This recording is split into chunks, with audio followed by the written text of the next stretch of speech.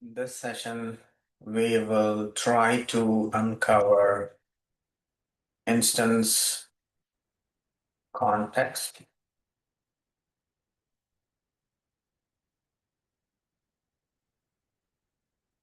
If the data is changing from one object to another object,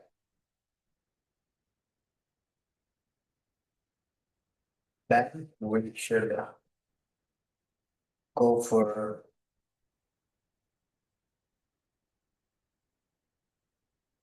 instance. Object to object, these activities are different. So, for example, let's say name of any person. It's going to be different. Let's say SSN, it's going to be different. Mobile number, it's going to be different. Email, it's going to be different, etc. So there are three scenarios.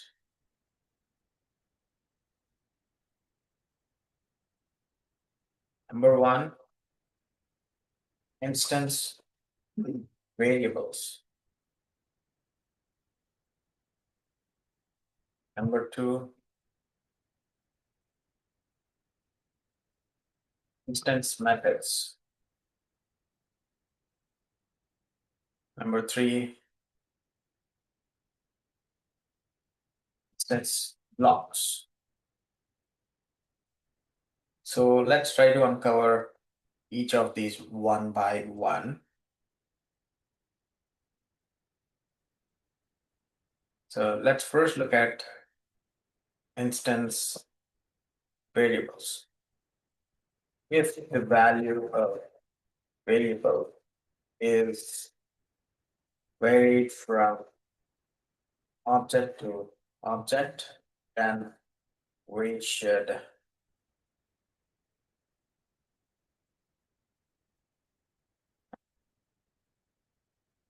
declare instance variables. So let's look at a simple example. For example, I have a class A, and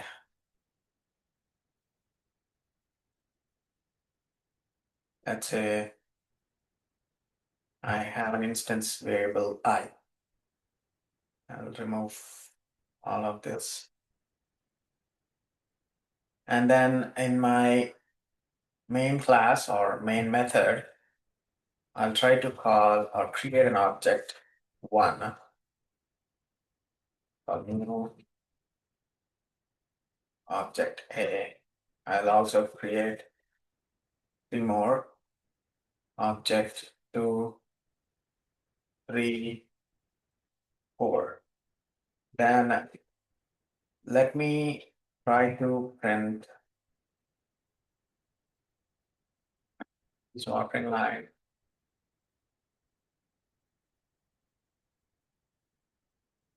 Object one dot I. And let me do it for all 4 objects, 2, 3, and 4. And I did not initialize instance variable, so it's going to be default value, which is 0. Going to be the same for all the objects. For example, if I assign object 1 I is equal to 1, 1, 1, and do the same thing for rest of the objects. Object 2, 2, 2, 2, object 3, 3, 3, 3, 3, object 4, 4, 4, 4. And if I print the instance variables now, we get 1, 1, 1, 2, 2, 2, 3, 3, 3, and 4, 4, 4. Let's Try to run this.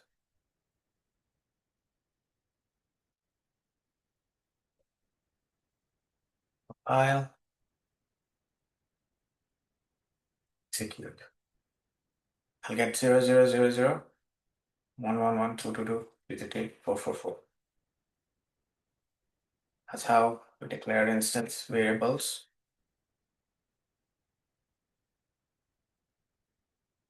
And for each object, the value differs.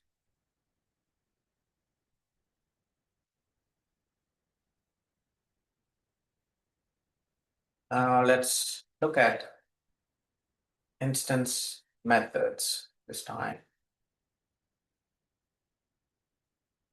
So if we want to access instance variables, then we should go for instance methods. Let's look at one example. So here I'll create another method to show the instance variable show method.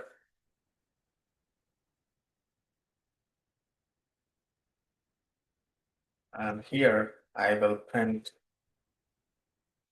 system dot out dot println.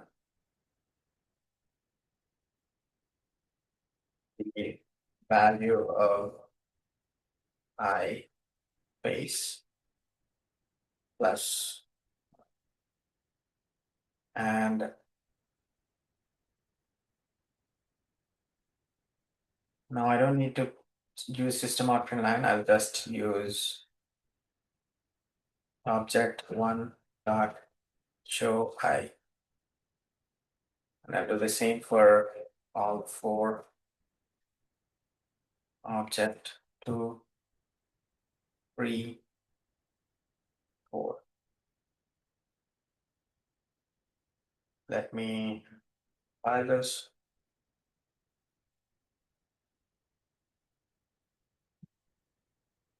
Execute. This is how we can create instance methods.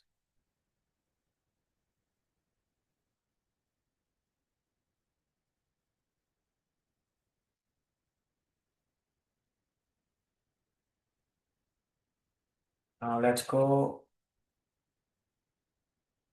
to instance blocks. So it is a block that is a set of instructions.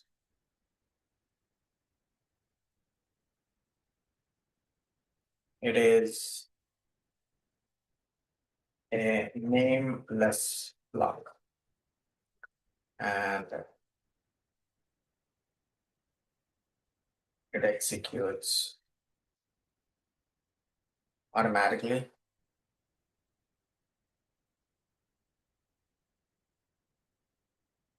when an object is created.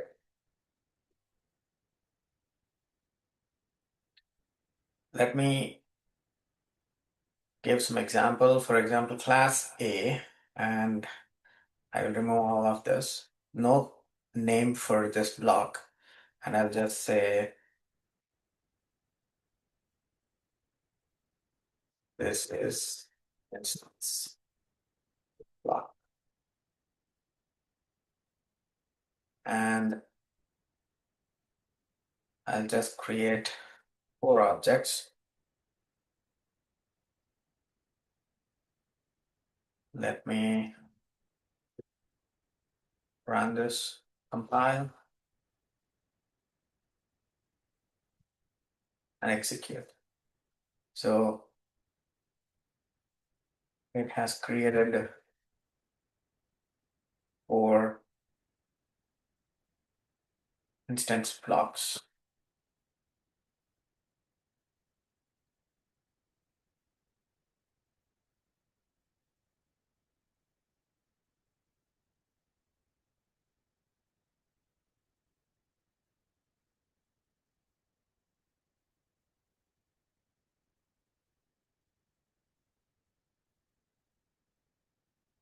Now let's look at what is the static context. We have seen so far instance context. Now let's look at a static context. For example, if I have 1,000 students,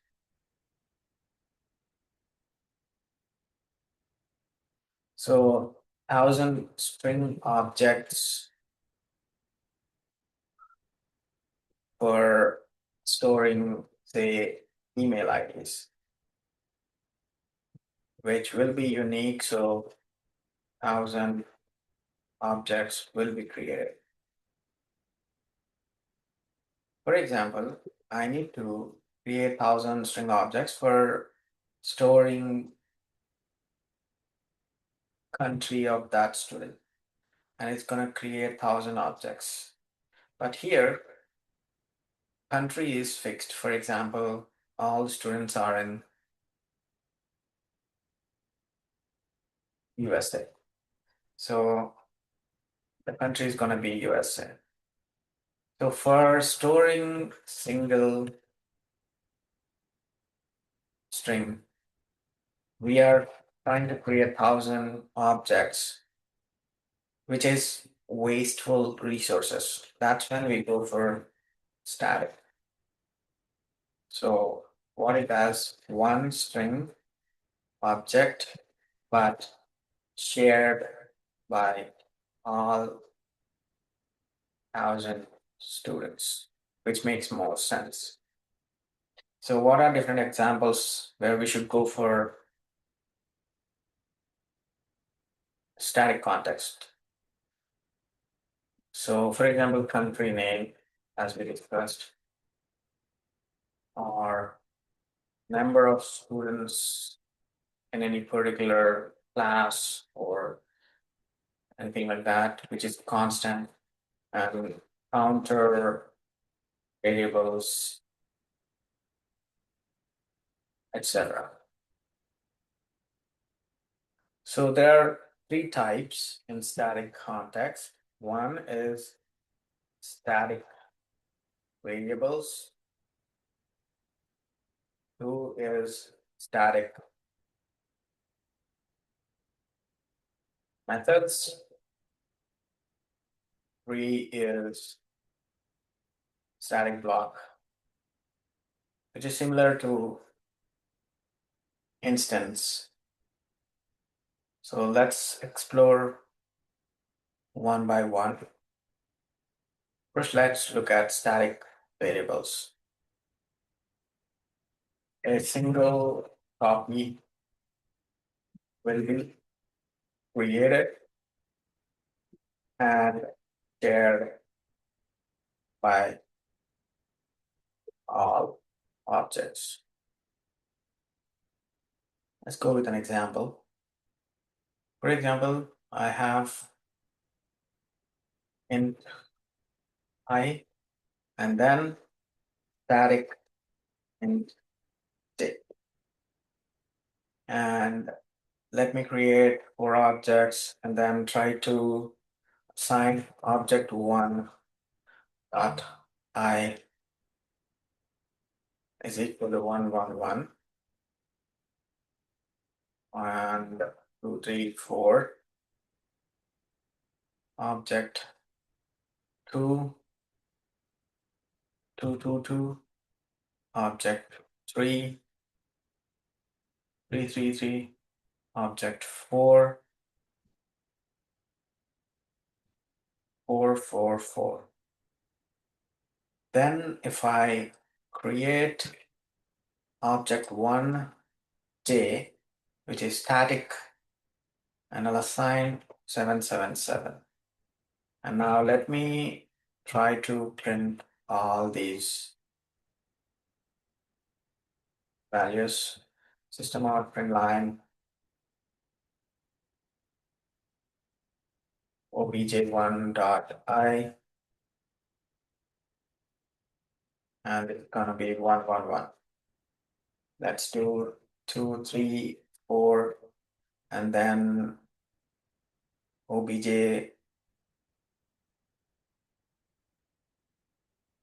dot j.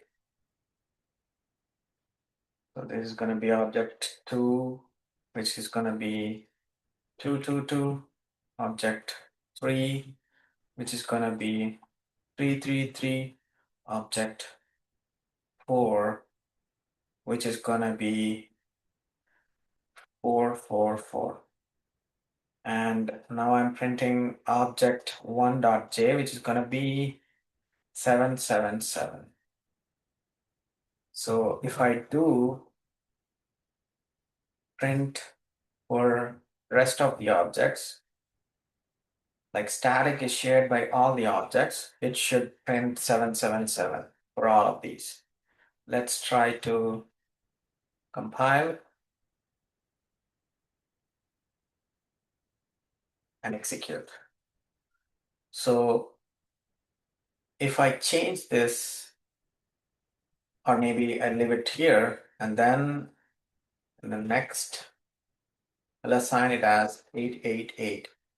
Now 77 is gone, 888 is assigned, so it's gonna print 888 for all of these four.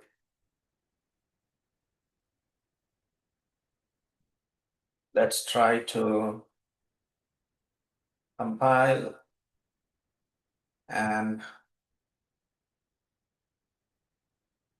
execute. So for the static instance, we can also try to fetch it using just class name a.j. That's also gonna give us the same result. Let me file and execute. So we have got 5 triplets this time. Let me get this example.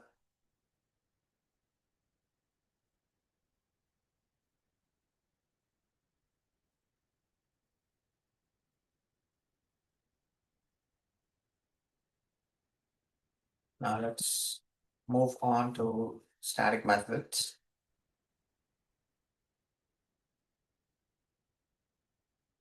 For example, if we want to access static data, then we should go for static methods.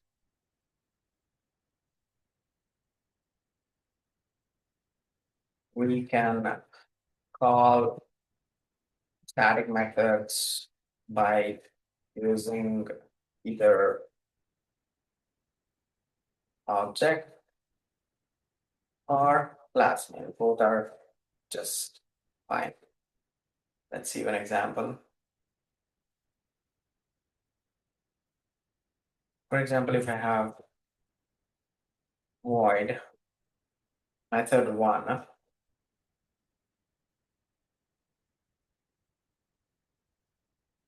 and let me print, say, instance method. This is an instance method. So for static,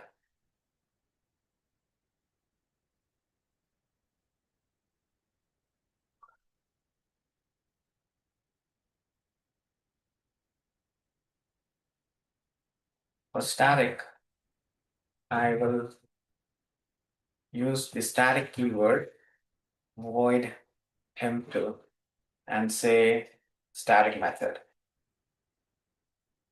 And here I'll just create an object, single object, and object dot m1,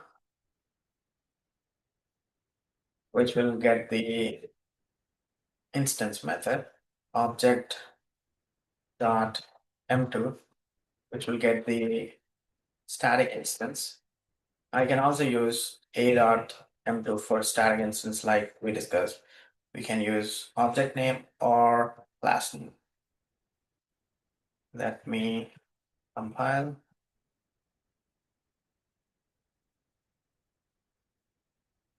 execute. So I've called static instance 2 times with object name and class name. That's how we can declare static methods.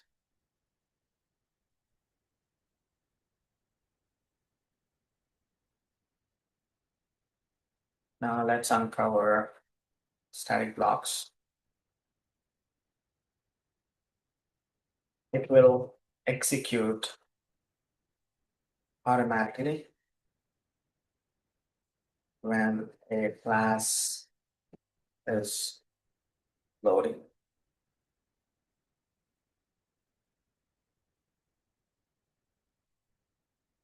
So for example,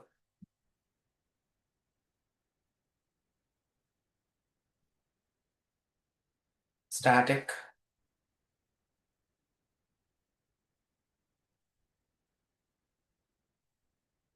and say this is a static block. And in the main method, I'll create object 1, 2, 3, 4, 5.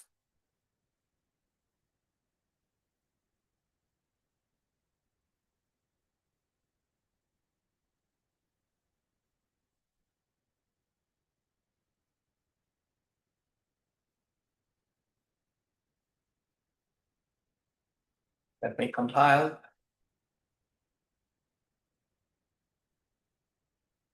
And execute. So it will only get executed when the class is loading. It doesn't execute whenever the object is called. Even if we call 5 objects, it got executed only once. That's when class is loading.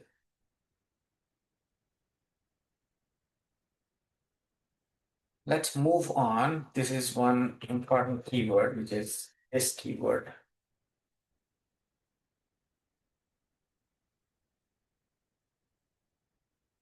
With this keyword,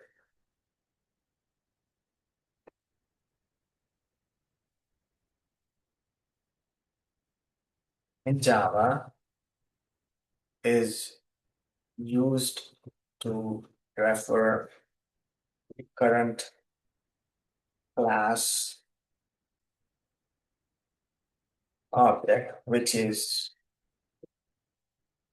executing.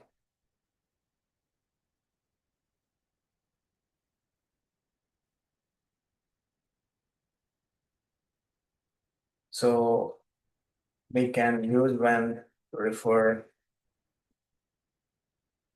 current class variables. Then we can use referring the current class methods. Then we can use refer to current class instructors. Then we can use for current class objects. So let's see each of these with some examples. So to refer to current class variables, for example, I have a class A and say, for example, int I is equal to 1, 1, 1, j is equal to 2, 2, 2. Then void method m int I comma int j as parameters.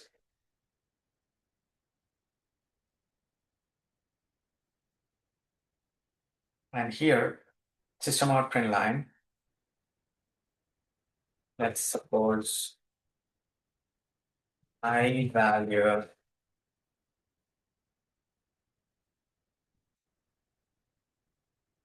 plus I plus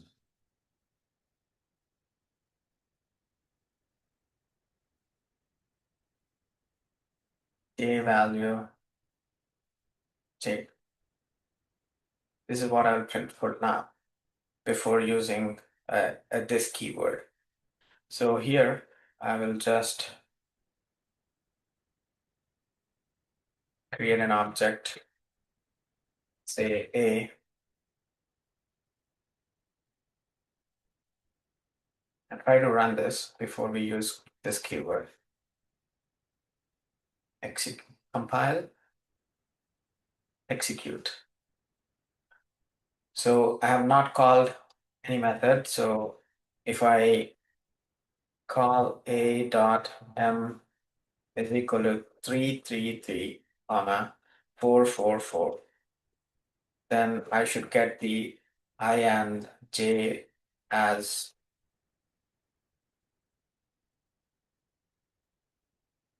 333 and 444.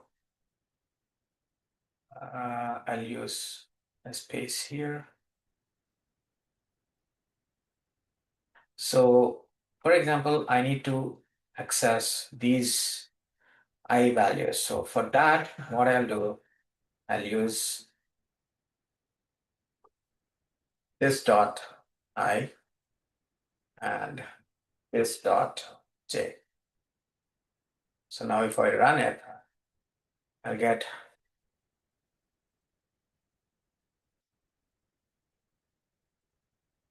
O 333 444, then 111222.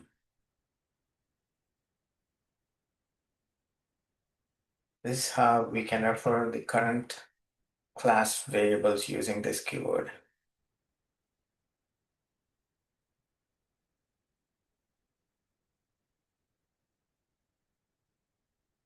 Now let's move on to current class method.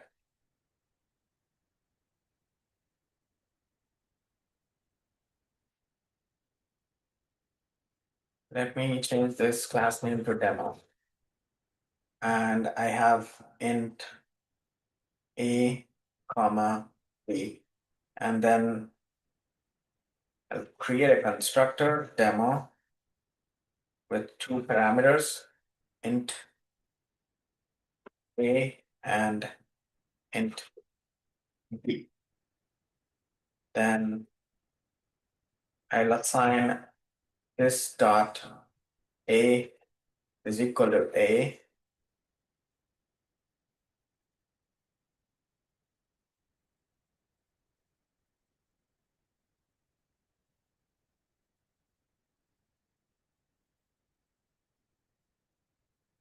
this dot b is equal to b. I don't need this. So now I'll create another method to get the max of two numbers.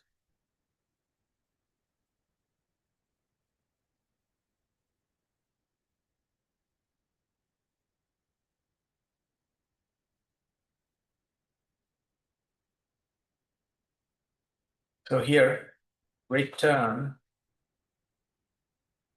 this dot a greater than this dot b, question mark a, otherwise b. And let's create another method, show method, to print the result console. So system dot out dot println a space a plus and b plus b, then max is plus max method.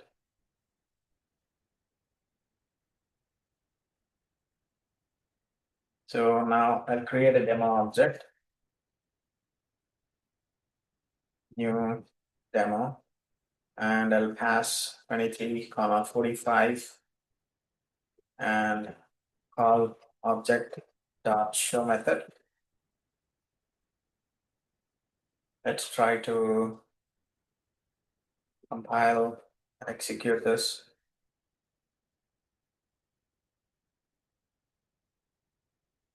So we have got A23, B45, max is 45.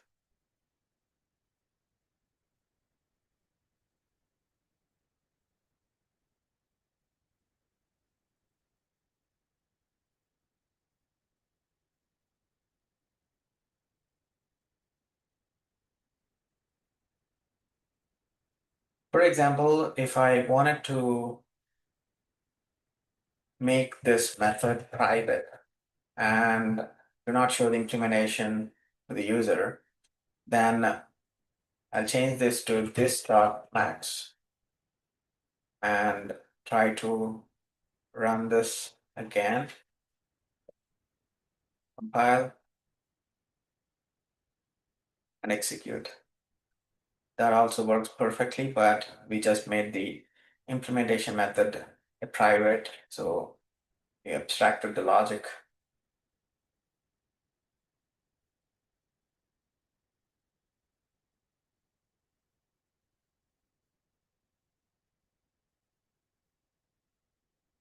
And next,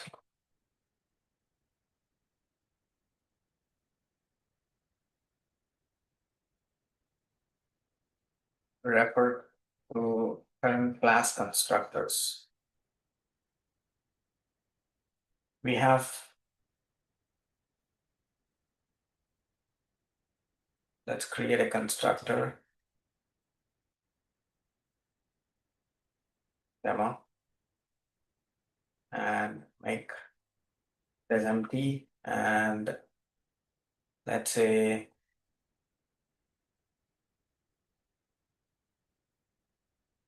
no args constructor.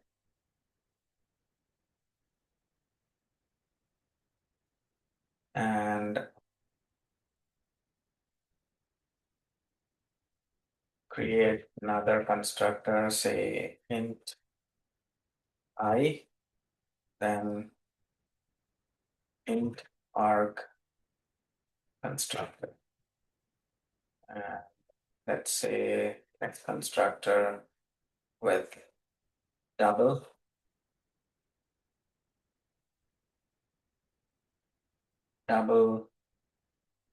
arg constructor. And in the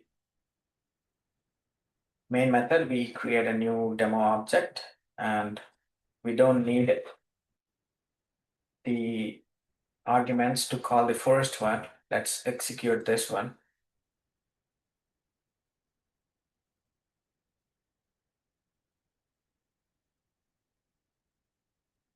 Execute, we got the no arguments constructor. For example, if I give some integer here and then execute, I didn't compile. Compile and execute. I got int argument constructor. Let me send a double.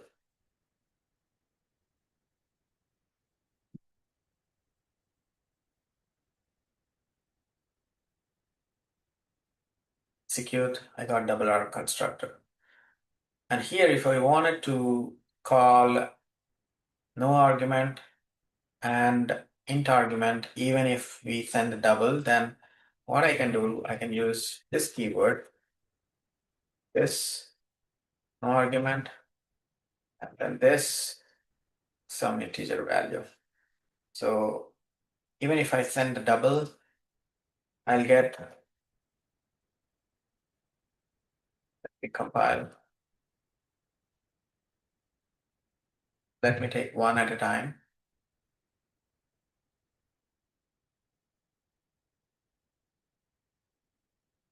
I didn't save.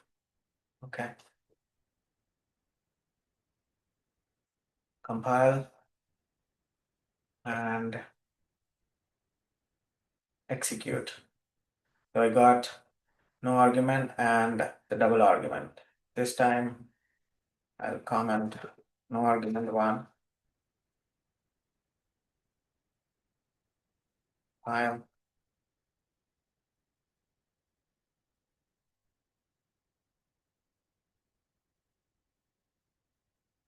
execute.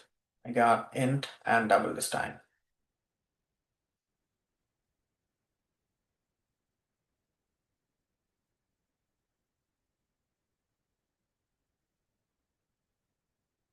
Now let's move on to the last.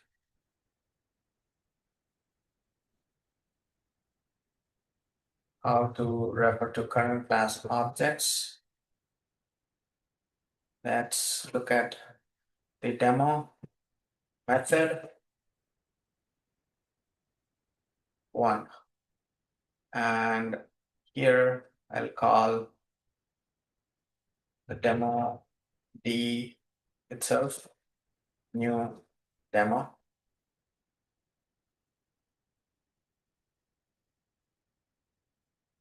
And then return D. And for method 2,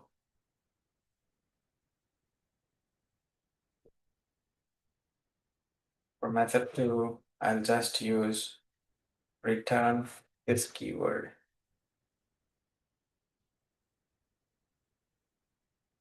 So in the demo object, I'll create, in the main method, I'll create demo object and try to print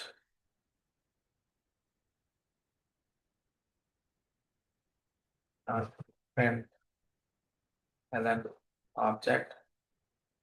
Then I'll get the hash code.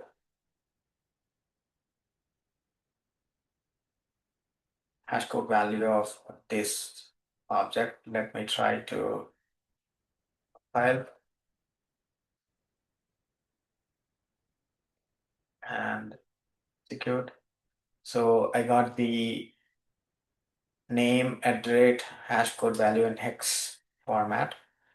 For example, if I do the object dot method 1 and object dot method 2,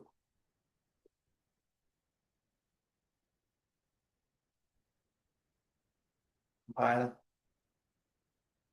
and then execute. If you see, the first value and the last value is same because method 2 is using this keyword, which is basically referring to the same object, and that's the reason you will see the same value for the first object and the method 2 object.